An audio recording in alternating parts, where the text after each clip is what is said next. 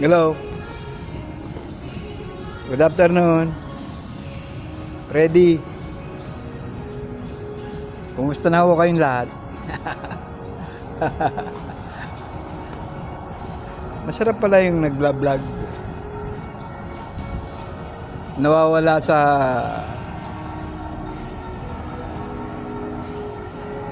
nakakawala ng stress. Yung mga dati mong hindi mo sabi sa vlog nasasabi mo. Ang topic ko natin ngayon yung mga political dynasty. Magmula nung ipinanganak ako andyan na yan.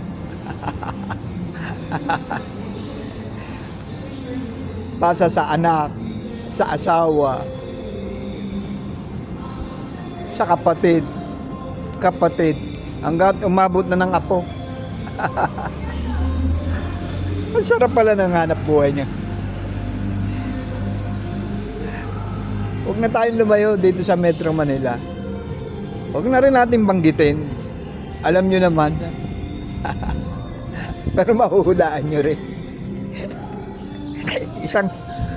Isang ano lang. Isang hint lang, hula nyo na Itong pamilyan to, talagang magmulat sa pool sila. Ewan ko kung tama yung gawa. I mean,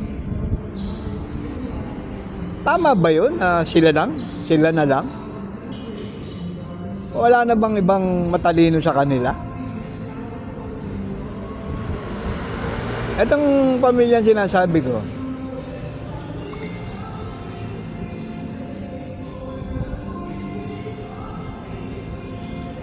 puro ano to yung kumbaga sa ano talagang talamak.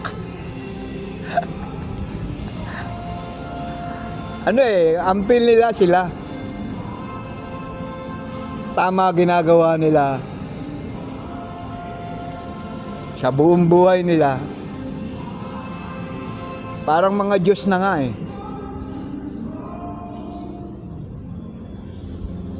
Ang ano ko lang, bakit ganun?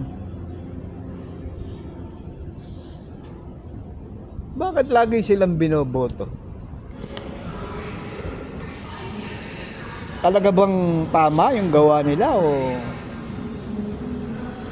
masasabi nating suhol? Wag na tayong magpalayo-layo pa. Itong sinasabi ko, pamilya, ito yung nagpauso ng cake, gamot,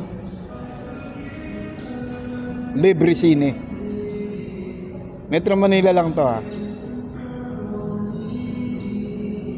Basta birthday mo, may cake ka. Pag senior citizen ka, libre ka sa gamot. Tsaka libre sine to. Talagang malupit.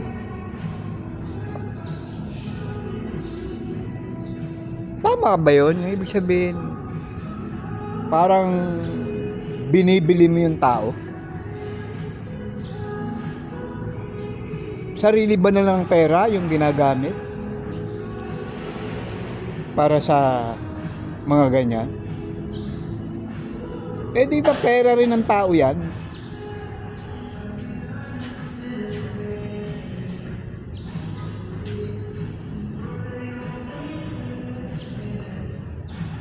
Ibig sabihin, Robin Hood ka?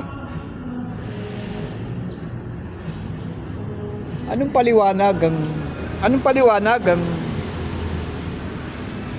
masasabi mo rin sa ganong sistema?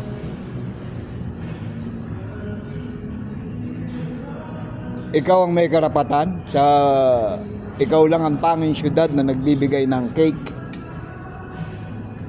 Kaya kaiba ka. Ibig sabihin, may sarili kang rules. Sa totoo lang, suhol yan Galing din sa kaba ng bayan yan. Sa totoo lang. Hindi ako maniwalang galing sa sariling yan. sa sariling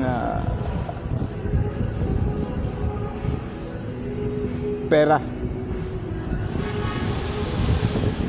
Matanda na ako eh. Pipirma na nga eh. Kaya nga nilalabas na sama ng loob eh. Pipirma na.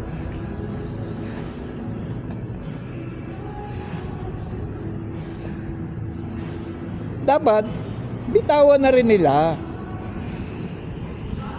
Kasi iba na panahon ngayon eh. Iba na. Yung political dynasty, palaos na yan.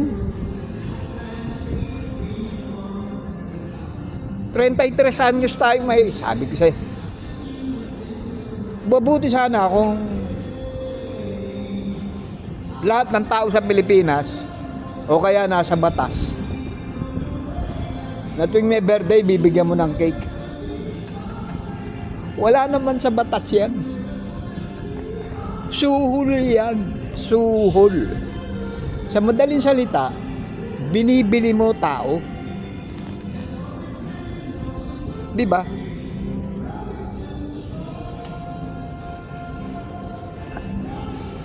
Paano yung magagaling? Magagaling talagang magpalakad. Yung parehas magpalakad. Wala nang pagkakataon. Pagkatapos mo, kakandidato uli yung kapatid mo. Pero wag ka, nasa ano na yon. Bawal na yon, yung lalaki.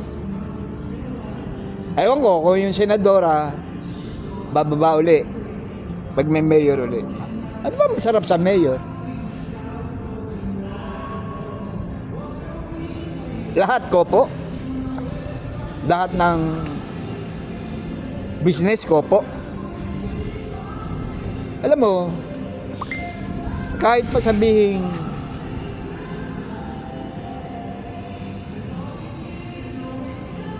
masarap magsilbi o kaya talagang gusto mong magsilbi, dumaan tayo sa parehas.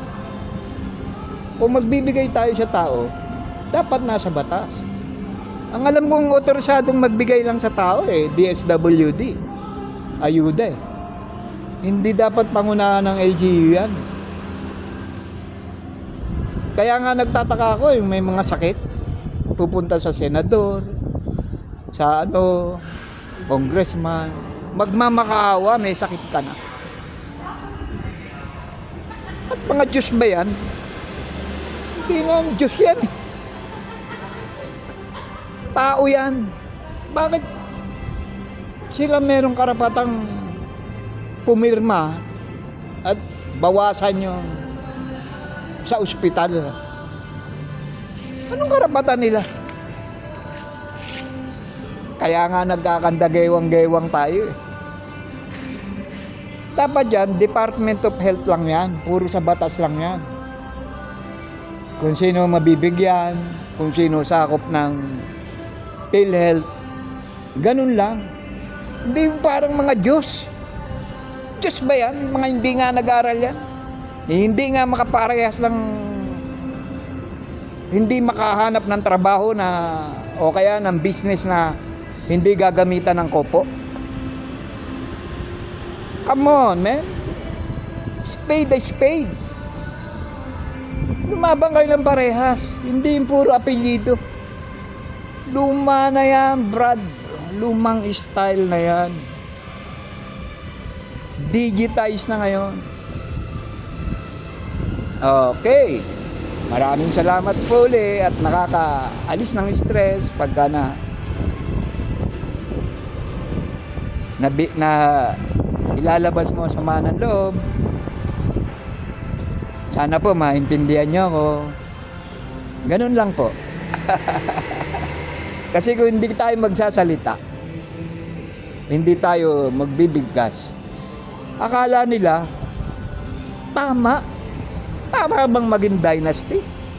Buong buhay ikaw pasa sa anak? Come on, man. Hindi ka magaling. Kaya nga ayaw mong bitawan eh. Kasi hindi ka magaling. Apelyido lang. pangungupo, panunuhol ang puhunan nyo. Isang ano lang yan, pamilya. Pero alam niyo naman, halos lahat dynasty. Salamat po ulit.